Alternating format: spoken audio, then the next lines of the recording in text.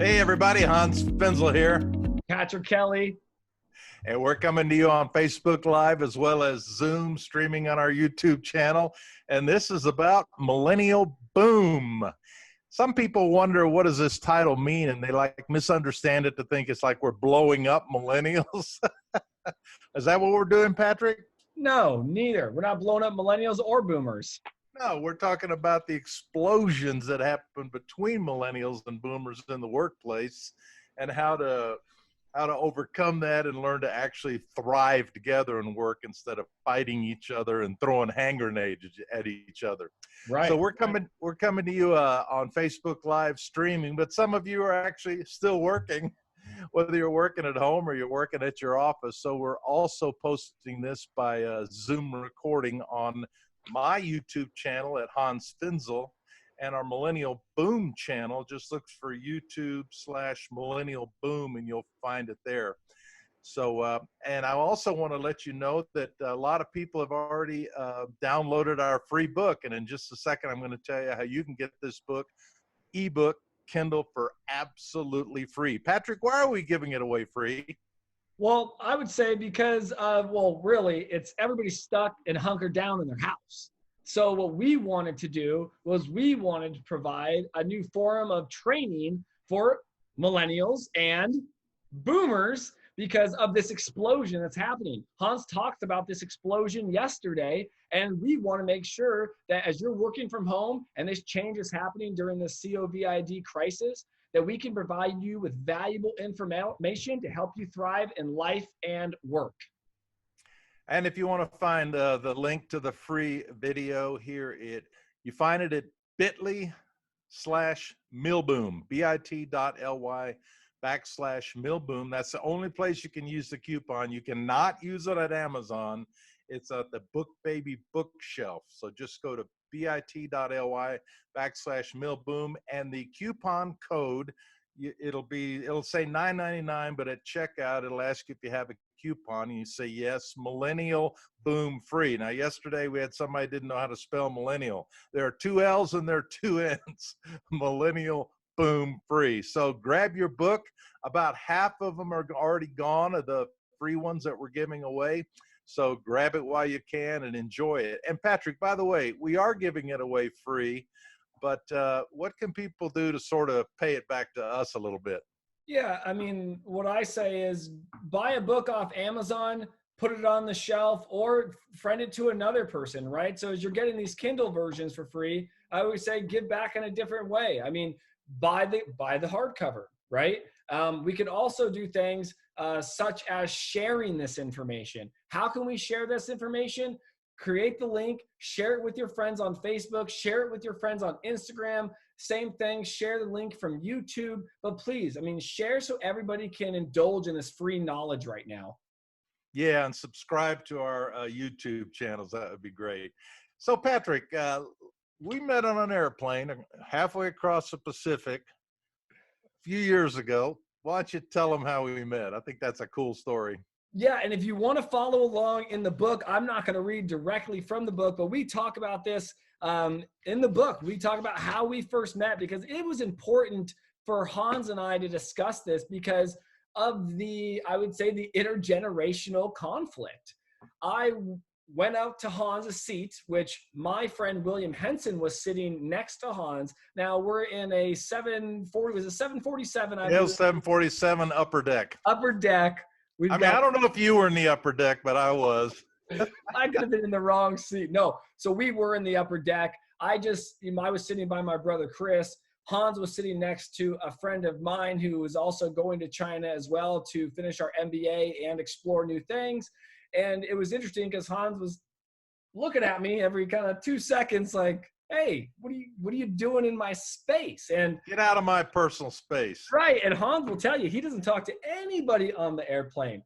So it was one of those things where Hans kind of made the comment like, can you please move in a nice way, right? But I extended my hand and said, hi, my name's Patrick Kelly. He said, Hans Finzel. And Hans said, the comment, what do you do? And Hans was a leadership coach. He was the leadership answer man. He's written over 10 books. And I was just like, wow.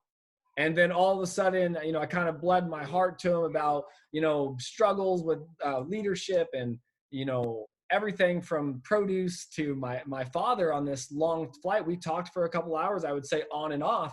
But yeah, right in the middle of the air across the Pacific, I met Hans Finzel. Yeah, we really kind of just hit it off, and he was telling me how much he hated baby boomers because they were such jerks that he had to work with in the fruit industry in Yeah. California. And actually, we started visiting. I went to his house, and then Yep. we decided to write a book. I think it was your suggestion that hey, let's write a book because we're sort of demonstrating that millennials and boomers can work together. Let's do a project together, and we did. I got a cool picture here of us working together in Exeter, California, when we're working on the book. My old stomping grounds where I bought my first house was in Exeter, California. Oh, there we are. That is the Wildflower Cafe. So shout out to Exeter and the Wildflower Cafe. That was actually our lunch spot. I don't know if you remember, Hans, but they have the best salads. Oh man, it was amazing. Oh my gosh. And we probably worked on the book over a year, maybe 2 years. I don't know. It seemed like it took a while. I feel so out of date there. Is that a PC I'm using, not a Mac? Yeah, it took me a while to convert you over to Macs, but I finally pulled that off. You did. We're going to talk about that in the technology chapter too later about that. But yeah, not all boomers are technologically illiterate, right? No, they're not. Hans taught me a lot, and I have a Mac because of Hans, not just because I'm a millennial. So it's an interesting. That was interesting. He converted me from PC to Mac 100%. 100%. Okay, now just a little aside for those of you who are very astute, you might notice at the bottom of my screen here, it's a PC screen.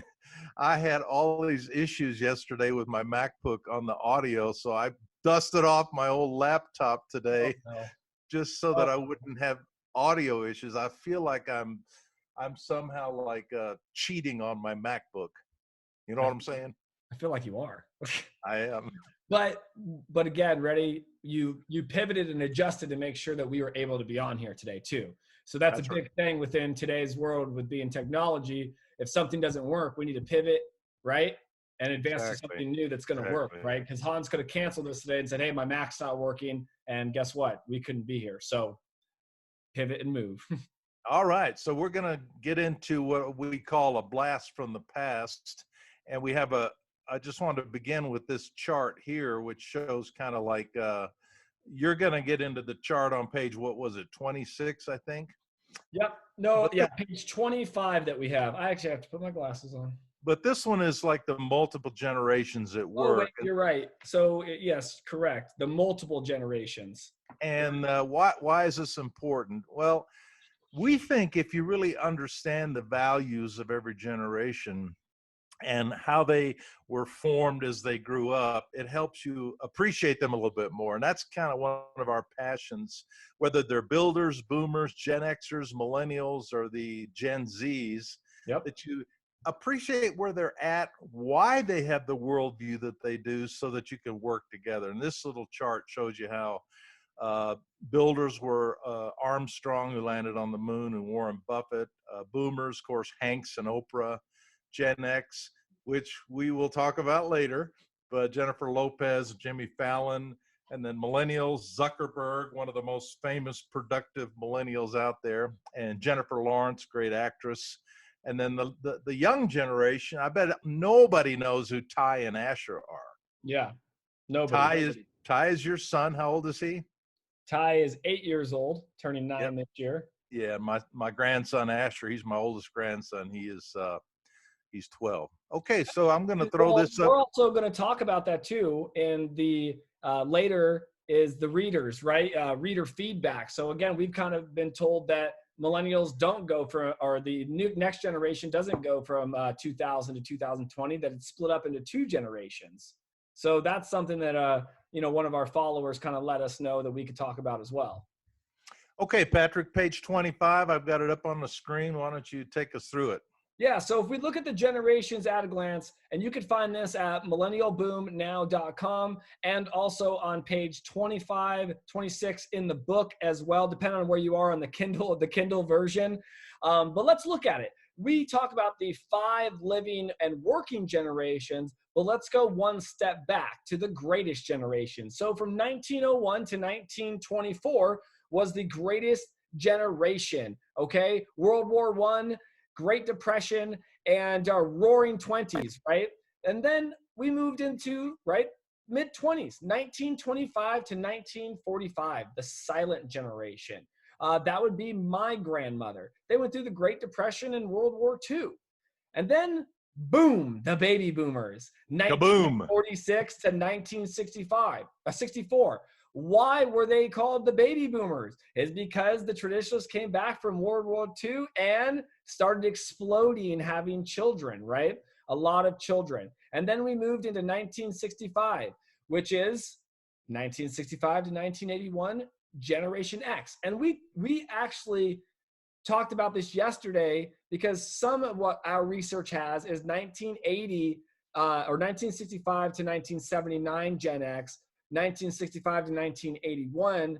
And we also approve both of these because we believe that within a couple years, those generations do tend to switch. So we have a couple of them. We did get our research from the Pew Research Board as well, just in case if anybody's curious where some of this research did come from. And then moving to 1982 to 2000, which is the millennials. And if you've noticed in the book, we call these the Echo Boomers and the Gen Ys, right? That's also what they were called. There's many names that a lot of the generations come up with too. So you'll start out with one name, and then all of a sudden, 10 years into it, you could be called completely something else, right? Just like the iGens told me, stop calling us iGens. We're Gen Z or we're Zoomers. So know that there's going to be changes, right? Change, change, change.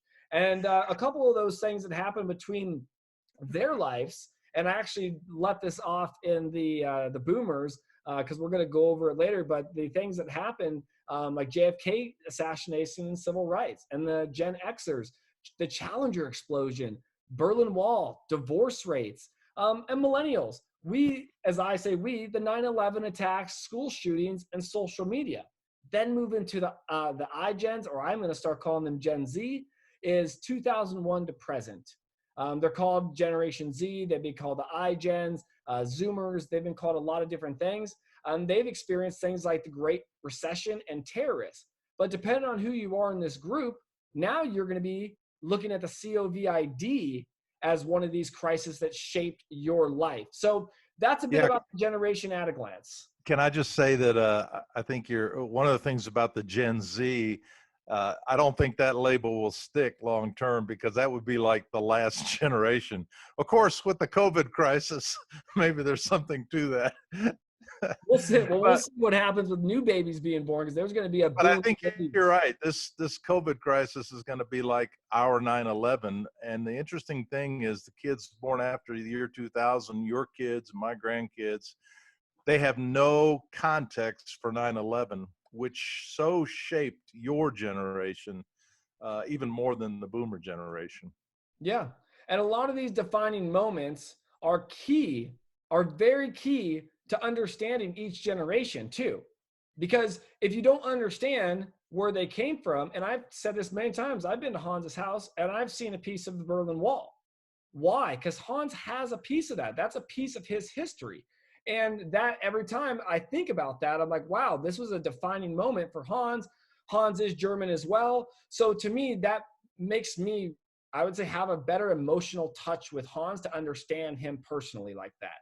Better connection, being able to thrive together. Wouldn't you say, Hans? Yeah, that's a great point. Absolutely. Because that's kind of when we understand like the builder generation in World War II. My parents were also born in the traditional generation, and it helps you understand their values about saving, about money, about work values, and a lot of things. So we're going to get into these values of the generations, which is on page 26 and 27. Of course, in the ebook, they don't have page numbers. So no, they don't. But this is in our first chapter, which we call Blast from the past. Boom. So why don't you tell us about some of these values, Hans? I mean, what are the personal values that are coming to age? Let's go through them. Well, what Yeah, do all you right. say about it?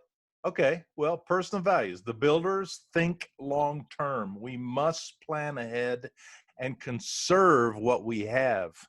Why? Because they were formed in not only World War II, but many of them World War I and World War II. My parents and grandparents and great grandparents were all in Germany during those wars, and oh my gosh, did that shape their worldview. Boomers, anti-establishment. Don't trust institutions. Make your own way. I mean, I was a hippie in the 1960s. I was part of the anti-war movement. And after the Watergate scandal and the assassination of our President Kennedy and Martin Luther King Jr., we became so disillusioned and anti-establishment. That's Gen perfect. X, God bless you, Gen Xers. By the way, Gen Xers, let's see, they were born between the boomers, 1965 and 1980. So that pegs you where you're at. Unplug and get real. Life is not full of sunshine and rainbows. I've had to say that a lot though, but keep going. All right. Millennials change the world, which is interesting. That's what we boomers used to think. We went from let's make a difference to let's make a buck. Wow. We were so anti-establishment in the 60s, and we became the most materialistic generation ever seen. How that happened, I don't know, but it just goes to show you that generations change as time goes on. Yeah. Millennials change the world. We can do it. I agree. Mark Zuckerberg is a great example of that. And then the Gen Z, we are aware, savvy, and evolving. We value human equality. Interesting, one thing about the Gen Zs that I've seen is they kind of all want to start their own companies. They don't want to work for any established existing company. That's true. They want to be their own people, their own way. And here's something crazy. We'll go into this in technology, but that is how they were born, right? They are true natives, right, to technology. So in their mind, they can learn things very fast by the touch of a button versus having to work somewhere for 20 years and gain experience. So they feel like they're more up to date faster. And I've heard that a lot. But let's talk about personal messages as they come to age, right? So what are their personal messages? You know, when the builders were growing up, it's I'm loyal and humble. And then the boomers were I'm in charge. It's mine, right? And then the Generation X was I'm scrappy. That's a good middle conversation right there. I'm scrappy. Millennials, I'm awesome. I mean, that says it all, right? That's what everybody thinks of millennials. They all think they're awesome. And then, iGen or Gen Z, I'm fluid, which is interesting, right?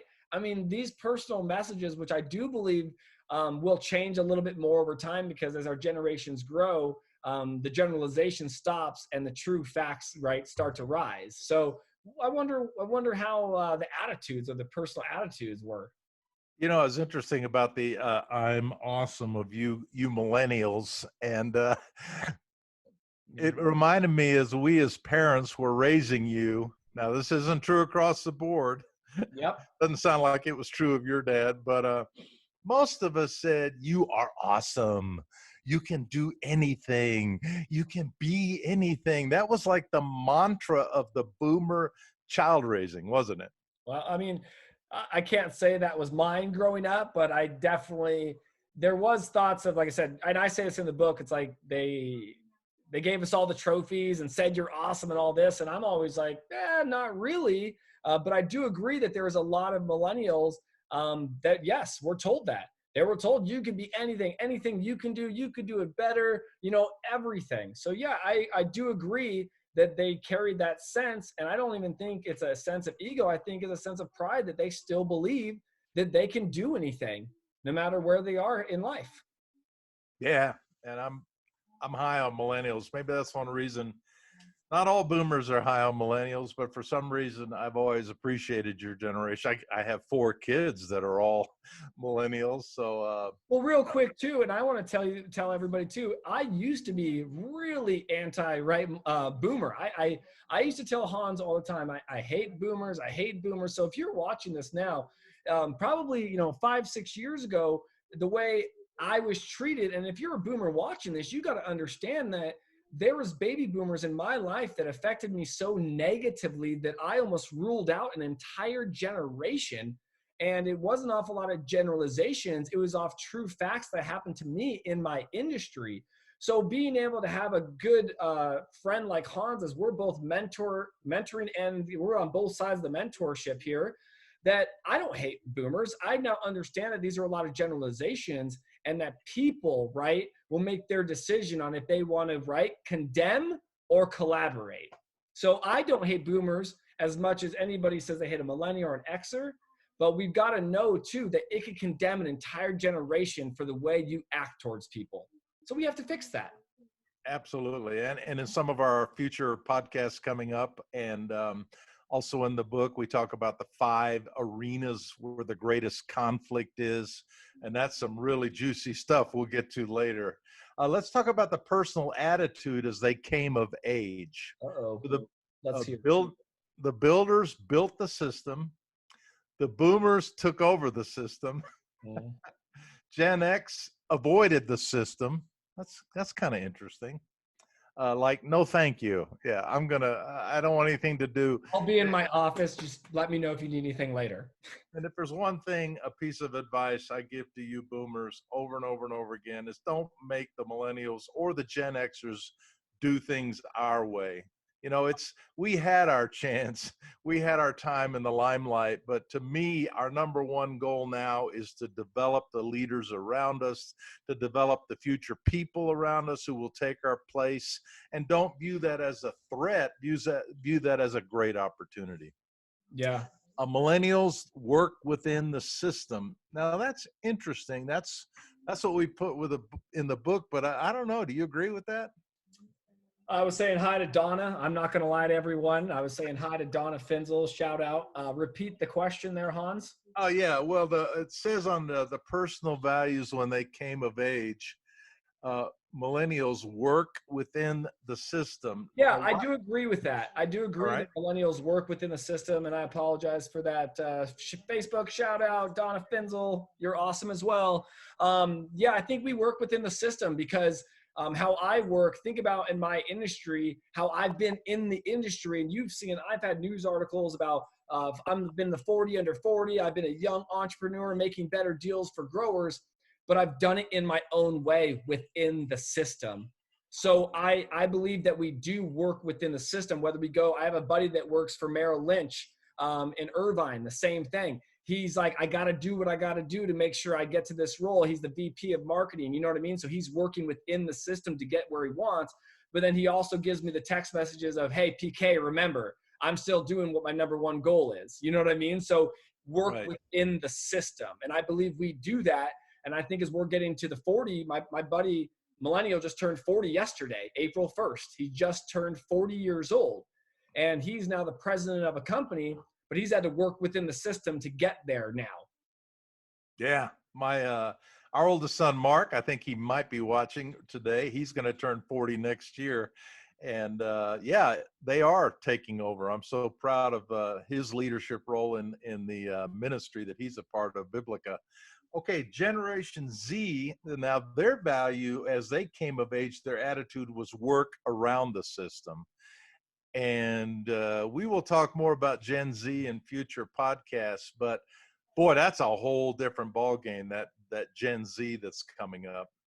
Well, and they might be split into 2 generations, as I've been finding out. So as I've been doing more research, again, we focused on the 2 biggies, right? Because they're the 2 largest in the workplace today. But as Hans and I's research keeps going, we have to look at the iGens in the upcoming. So there's the Alpha generation that we just heard of, and then the Gen Z. So it splits it a little bit. But again, we're going to talk about that a little later. But I want to back up because you said something that made me think of an interesting, small little story. And this will be good for some of the listeners, is you said, if you're teaching the younger generation to do it your way, you're already failing. And so I worked for a, I would say, community college. And I had a gentleman there that was always coming into the office saying, I just don't understand. Nobody listens to me. And I would always take the time and say, what do you mean? Talk to me. And he would say, well, if they just did it the way I told them to, I would be happy. And I kind of was like, hey, remember, I go, everybody's got a different culture, different life. I tried to work around that, right? Work within the system with him. And it was interesting because he kept repeating himself over and over and over again and said, yeah, but if they did it my way, I wouldn't have those mistakes. And I said, well, why don't you just do it then yourself? And he goes, well, it's not my job to do it. It's my job to tell them what to do. There you go. Hey, that's kind of a good segue. We're about done here for today, but tomorrow our topic is help. I'm a workaholic. And we're going to unpack the workaholism of the baby boom generation and how that came about. And that'll be fun. Hey, I wanted to remind everybody again about, please get the book. And I also wanted to remind everybody that this Facebook Live will be on my website, on my Facebook page and your Facebook page. And we will also be posting the Zoom video, the recording of this training today on my YouTube channel at Hans Finzel, as well as your YouTube channel. So to get the book for free, hey, go out and grab the ebook for free. We're giving this to you as our gift, our shelter at home gift. Find it here, bit.ly/MillennialBoom. It's the only place you can get it. Yep. It's the book, baby. It's called Bookshelf. And it'll say $9.95 or $9.99, but then if you at checkout, it'll ask you for the coupon code, and that's Millennial Boom free. And be sure you put 2 L's and 2 N's in a Millennial Boom free. Yes. Okay. Yes. 2 L's, 2 N's. Everybody's been asking that, so please. All right. Well, Patrick, I guess that's about it for today, right? Yeah, I would say the last thing I want to say to everybody is remember, be reactive and resilient during these times. Go over the generations, blast from the past. Think about ways that you've never thought about the generation. Write down some questions and some answers to yourself, right? Ask yourself, what do you know about Gen X? What do you know about the boomers? Look them up. So when you do get on with somebody, or you run into somebody on the airplane when we decide to get back on airplanes, right? We're turning awkwardness into opportunity. So I want to thank everybody. Please, we have more to come for you. We are so excited to be here for you during this time. And please keep the questions coming because we're going to have the Q&A session very soon. Right. And so post your questions either on our Facebook pages or on our YouTube channels. And we're going to start harvesting those questions and taking time at the end of every podcast and every show to answer some of your questions. Thanks so much for being with us today. All right. We'll see you tomorrow. All right.